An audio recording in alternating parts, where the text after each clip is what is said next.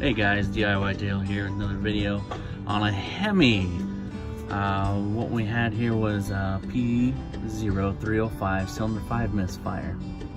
After some disassembling, what we found is number 5 exhaust valve was not opening properly. After further disassembly, we found our culprit here. What do you know, another lifter. Got a little experience with those, but as you can see, that one is just completely locked up. It will not move at all, unlike the others, they're still moving. So there is our problem. So cam and lifters, again,